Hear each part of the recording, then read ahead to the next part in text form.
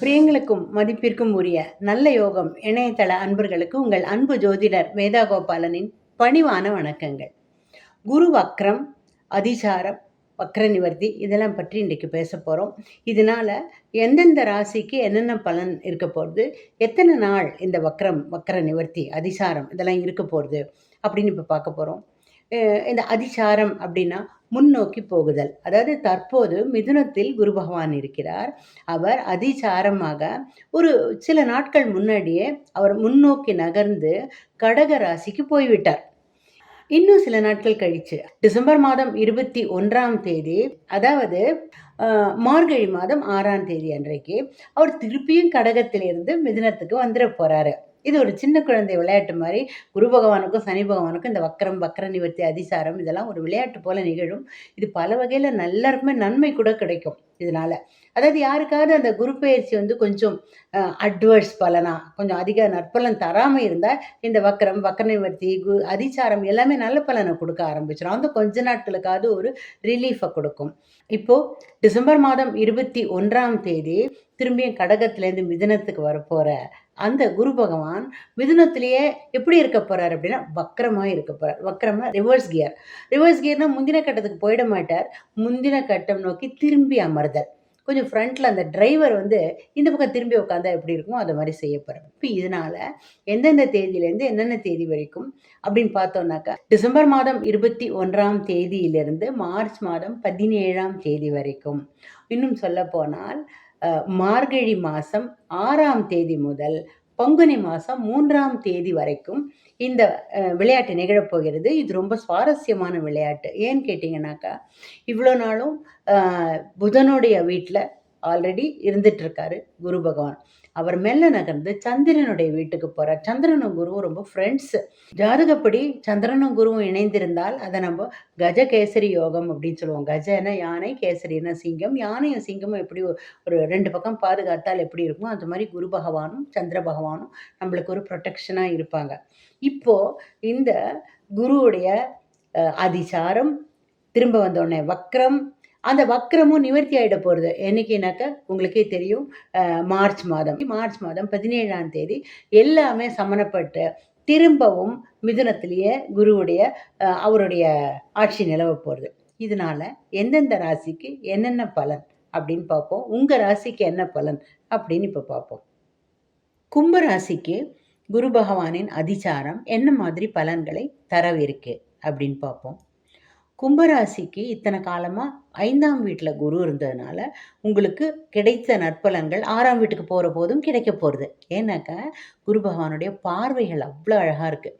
குரு உங்களுடைய 6ஆம் வீட்டுக்கு வரதுனால ரொம்ப நல்ல நண்பர்கள் கிடைக்க போகிறாங்க. நல்ல நண்பர்கள் இந்த சென்ஸ் உங்களுக்கு வாழ்க்கை முழுக்க பிற்காலத்தில் உதவிக்கு வர போகிறவங்க. அது மாதிரியான, அதாவது ஒருவேளை நீங்கள் சந்திக்க போகும் நபர்கள் உங்கள் குடும்பத்திலேயே ஒரு நபராக பிற்காலத்தில் ஆகிறதுக்கான வாய்ப்புகள் இருக்குது. அந்த மாதிரியான நல்ல நண்பர்கள். அப்புறம் பண உதவி, ஒரு ஏதான ஒரு விஷயத்தில் ஒரு பெரிய அளவில் நன்மை செய்து உங்களுக்கு அவசர காலத்தில் உதவி செய்து, பணம்னே வேண்டாம், சரீர ஒத்தாசை, அதாவது உடல் ரீதியான கூட சரீர ஒத்தாசைன்னு சொல்லுவோம் இல்லையா, துணைக்கு வருது, மாரல் சப்போர்ட்டாக இருக்கிறது, ஒரு வேறு ஏதோ ஒரு பொருள் நம்ம பெரிய பர்ச்சேஸ் மாதிரி பண்ணுச்சு, ஒரு நல்ல நண்பருடைய கைடன்ஸும் உதவியும் அது கிடைக்க போகிறது உங்களுக்கு. குரு உங்கள் ராசிக்கு 10ஆம் வீட்டை பார்க்கவிருக்கிறார். இதனால் என்ன ஆகும், ஏற்கனவே நீங்கள் கொஞ்சம் டென்ஷனில் இருந்தீங்க. ஏன்னா சனி வக்கரமாகி உங்கள் ராசி மேலே இருக்கிறதுனால எது எடுத்தாலும் எதுவுமே வேகமாக போகாமல் எல்லாமே நிதான போக்கில் போச்சு இல்லை, அந்த நிலைமை மாறி கொஞ்சம் துரிதமாகும் எல்லாமே. குரு பார்வை துரிதப்படுத்தி விடும் நல்ல விஷயங்களை. வேலை கிடைக்காதவங்களுக்கு வேலை கிடைக்கும். வேலை கிடைச்சவங்களுக்கு ப்ரமோஷன், இன்க்ரிமெண்ட் கிடைக்கும். மேலதிகாரியின் ஆதரவு கிடைக்கும். குருன்றவர் யார், சொல்லி கொடுக்குறவர் இல்லையா, ஒரு மேலதிகாரி உங்களுக்கு இதை செய்யாத அப்படின்னு சில சீக்ரெட் டிப்ஸ் எல்லாம் கொடுத்து உங்களுக்கு பிற்காலத்தில் நல்ல பலன் வருமாறு செய்வார்கள் அவங்க உங்களுக்கு அந்த மாதிரி செய்வாங்க. அடுத்ததாக குரு உங்களுடைய விரயஸ்தானத்தை, அதாவது 12ஆம் வீட்டை பார்க்குறார். இது ஒரு நல்ல விஷயங்க. இவ்வளோ நாளாகவும் செலவெல்லாம் நடந்துட்டு இருந்தது, விரயம்தான் ஆகிட்டு இருந்தது. ஏன்னா உங்களுக்கு 7.5 சனியோட இன்னும் 7.5 சனி முடியலைன்னு ஒன்று, உங்கள் ராசி மேலே சனி திரும்பி வக்கரமாக வந்தாருங்கிறதுனால எல்லாமே ஒரு இழப்பு, செலவு அப்படி தான் இருந்தது. ஆனால் குரு உங்களுடைய 12ஆம் வீட்ட பார்க்கறதுனால, அதே இழப்பு நல்ல இழப்பாவும், அதாவது இழப்புனா இழந்து கைய விட்டு போயிடாது. இத்தன நாளும் கைய விட்டு போயிருக்கலாம், ஏதாவது ஆயிருக்கலாம். ஆனா, இப்போ அதே பணம் ஒரு இன்வெஸ்ட்மென்ட் ஆகும். இல்ல உங்களுக்கு பிடித்த பொருள வாங்க போறீங்களா இருக்கும். அதனால என்ன கேட்டா, செலவு பண்ணணும்னு நெனச்சீங்கன்னா, இந்த இந்த வாட்டி செய்துருங்க. செய்துட்டாக்கா உங்களுக்கு அது நல்ல பலனா வரும். செலவு பண்ண மாட்டேன்னு இருந்தீங்கன்னா, வேற எங்கேயாவது விரயமாறதுக்கான வாய்ப்புகள் இருக்கு. நல்ல செலவுகளா இருந்தால், நியாயமான செலவா இருந்தால், அது உங்களுக்கு நன்மை தரும்னா, அவசியமான செலவா இருந்தா, கண்டிப்பா அத பண்றதுக்கு இது ஒரு நல்ல உகந்த நேரம் இப்போ. அடுத்து குரு உங்களுடைய 2ஆம் வீட்ட பார்க்க போறாருங்க. குடும்பத்தில பெரிய ஏதோ ஒரு நல்வரவு இருக்கு.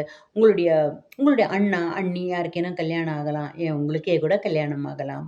அல்லது உங்களுடைய நீங்க ஒரு உங்க குழந்தைகள் கல்யாண வயதில இருந்தா, அவங்களுக்கு திருமணம் போன்றவையெல்லாம் நிகழ்ந்து, வீட்ல ஒரு குதூகலம், கலகலப்பு. பாருங்க விரயஸ்தானத்துக்கும் குரு பார்வை, குடும்பஸ்தானத்துக்கும் குரு பார்வைன்னா, நீங்க பண்ற விரயம், அத நீங்க பண்ற செலவு உங்க குடும்பத்துக்கு மகிழ்ச்சியை தரப்போறதுன்னு உறுதியா நம்பலாம். அதனால கும்பராசிக்கு இந்த குரு அதிச்சாரம் மிக நல்ல பலன்களை தரவிருக்கிறது. Good luck. All the best.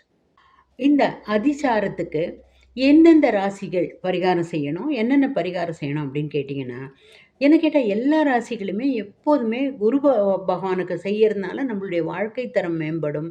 சுப நிகழ்ச்சிகள் அதிகமாகும். பணவரவு அதிகமாகும். கல்வி, செல்வம், ஆஃபீஸ்ல உத்தியோகத்தில குறைபாடு இல்லாம நல்லபடியா போறது. நம்மளுக்கு ஒரு நல்ல ஒரு கைடன்ஸ் ஃபேக்டர், ஒரு நல்ல டீச்சிங் நமக்கு வழிகாட்டுனர் கிடைக்கிறது. அது எல்லாமே வந்து இதனால ஏற்படும். அதனால நம்ம எல்லாருமே பரிகாரங்கள் செய்துட்டா ரொம்ப நல்லது அப்படின்னுவேன். இருந்தாலும் சில ராசிக்காரர்கள் இன்னும் கொஞ்சம் அதிக கான்சன்ட்ரேட் பண்ணா, இன்னும் கொஞ்சம் கூட அவங்களுக்கு நல்ல பலன்கள் அதிகமா விளையும்.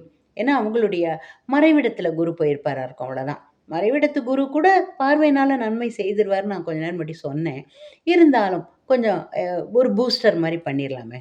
குறிப்பா ரிஷபம், சிம்மம், துலாம், தனுசு, கும்பம் இந்த ராசிக்காரர்கள் கொஞ்சம் அதிகப்படியா கொஞ்சம் நல்லபடியா தொடர்ந்து ரொம்ப கான்சன்ட்ரேட் பண்ணி, பாக்கி பேர்லாம் கான்சன்ட்ரேட் பண்ண வேண்டாமான்னு கேட்டீங்கன்னா, எல்லாருமே நல்ல முறையில செய்யணும். இவங்க வந்து they should make it a point. கண்டிப்பா மேண்டேட்டரியா செய்யணும் அப்படின்னு மனசுல வச்சுட்டு செய்தால் ரொம்ப ரொம்ப நல்லது. இப்போ வந்து குருவுக்கான பரிகாரங்கள் சொல்றேன். குரு அப்படின்னாலே உங்களுக்கே தெரியும். குருவாயூரப்பன், தக்ஷணாமூர்த்தி, மகா பெரியவா, ராகவேந்திர சுவாமி, சாய்பாபா, இன்னும் நீங்க வந்து வைணவ சம்பிரதாயத்தில ஆச்சாரியர்கள், ஜீயர்கள், சைவத்தில பார்த்தீங்கன்னாக்கா, நீங்க வந்து ஒரு வேளை சிருங்கேரி மடமோ, இல்ல காஞ்சி மடமோ, எந்த மடமானாலும், இல்லாட்டி குருஜி அப்படின்னு நீங்க யாரையானா ஒரு சில குரு குரு வச்சிருப்பாங்க இல்லையா? சில பேர் குருஜின்னு சில அமைப்புகளுக்கு போவாங்களா இருக்கும். அந்த மாரி இருக்கிறவங்க எல்லாருமே, இப்போ இந்த நான் சொன்னேன் இல்லையா? இந்த தெய்வங்களுக்கெல்லாம் நீங்க கோவிலுக்கு போறதோ, அர்ச்சனை பண்றதோ, அபிஷேகம் பண்றதோ, இப்போ வந்து உதாரணத்துக்கு நீங்க வந்து குருவாயூரே போக முடியும்னா, வெல் அண்ட் குட். குருவாயூர் போயிட்டு வாங்க. இல்லாட்டி உங்களுக்கு லோக்கல்லயே குருவாயூரப்பன் கோவில் எதுவும் இருந்ததுனாக்கா, அந்த கோவிலுக்கு போகலாம். குருவாயூரப்பனுக்கு நீங்க வியாழக்கிழமையில போனா இன்னுமே விசேஷம். வாழைப்பழம் அதாவது மஞ்சள் நிற பழங்கள், மஞ்சள் நிற பூக்கள் இத ஆஃபர் பண்ணலாம். மஞ்சள் நிற பிரசாதம் செய்வாங்கனாக்கா, அதுக்கு பணம் கட்டலாம். குருவாயூரப்பன் கோயில்லலாம் நம்ம கொண்டு போற பிரசாதத்த அவங்க ஏற்க மாட்டாங்க. அவங்களே பணம் கட்டினா செய்வாங்க. சில பேர் துலாபாரம் எதுவும் குடுக்கணும்னு ரொம்ப நாளா நெனச்சிட்டு இருந்தீங்கனாக்கா, அந்த துலாபாரத்துக்கு நீங்க வந்து ஏதேனும் ஏற்பாடு செய்யலாம். லோக்கல் குருவாயூரப்பன் கோவில்லயே எந்தெந்த வகையான பரிகாரம் விளக்கேத்தலாம். நெய் விளக்கேத்தலாம். நெய் விளக்குங்கிறது ரொம்ப பெஸ்ட்டான குரு பிரீத்தி. அடுத்தது நீங்க இந்த கோயில்களுக்கு வியாழக்கிழமையில போறதோட, வியாழக்கிழமையில பெண்மணிகளுக்கு, பெண்களுக்கு வெத்தல பாக்கு, மஞ்சள் பூ, மஞ்சள் பழம் ரூ. 30 வைத்து கொடுக்கலாம். அல்லது மஞ்சள் கலர்ல ரவிக்க துண்டு வச்சு கொடுக்கலாம். முடிந்தா புடவையோ, சுடிதாரோ என்ன வேணா இல்ல தங்கமே கூட வச்சு கொடுக்கலாம். ஏன்னா என் வாயால நல்லதாவே சொல்லிட்டேன். உங்களால என்ன முடியிறதோ பண்ணலாம் இல்லையா? அதனால விய முடியும்னா உங்களால வியாழக்கிழமையில விரதம் இருக்கலாங்க. விரதம்னு ஒண்ணு பயங்கரமா நெனச்சுன்றாதீங்க. ஒரு வேள நார்மலா சாப்பிடுங்க. அ தவிர்க்கக்கூடிய விஷயங்கள தவிர்த்து சாப்பிடுங்க. அதாவது வந்து ஒருவேளை நீங்க அசைவம் சாப்பிடுறவங்கன்னா, வியாழக்கிழமையில அசைவத்த தவிர்த்திடலாம்.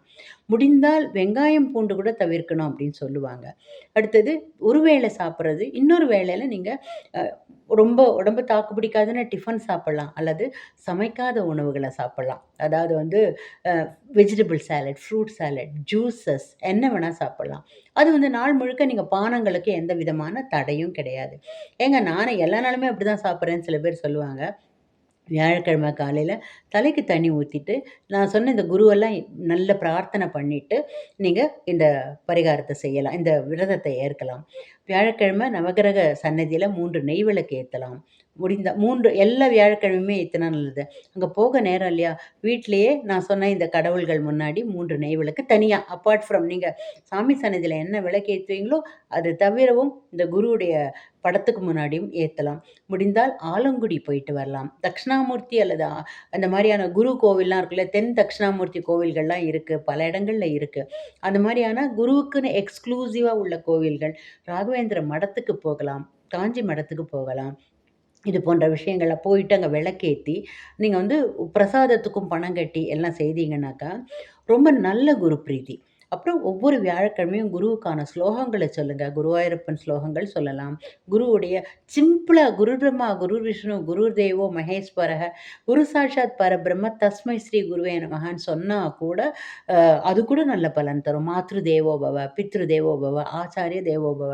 இப்படி சொன்னா கூட உங்களுக்கு நல்ல பலன் கிடைக்கும். இல்ல குருவாயூரப்பா நமக அந்த மாதிரி நீங்க சொல்லிண்டே போகலாம். என்ன உங்களுக்கே தெரியும். இப்ப நான் சொல்ல சொல்ல. ஸோ இதில எந்த விதமான வழிபாடு செஞ்சாலும் நல்லது. ஆசிரியர் ஸ்தானம் ஏன்னா குருஸ்தானம் இல்லையா?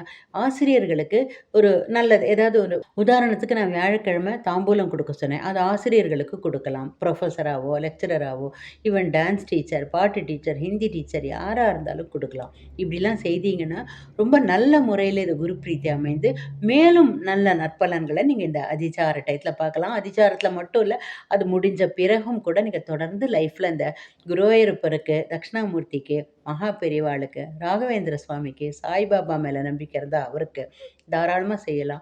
சாய்பாபா கோயில்ல ஒரு 30 லட்டு வியாழக்கிழமை மஞ்சள் நிற லட்டு குடுத்தீங்கன்னாக்கா, பிரசாதமா அவங்க டிஸ்ட்ரிபியூட் பண்ணா, அதுவும் ஒரு பெரிய குரு பிரீத்தி ஆகும். ஸோ இந்த குரு பிரீதிகள் மூலமாவும் உங்களுக்கு எல்லா வகை நற்பலன்களும் கிடைக்கணும்னு விரும்பி வேண்டி நமஸ்கரித்து கேட்டுக்கொள்கிறேன்.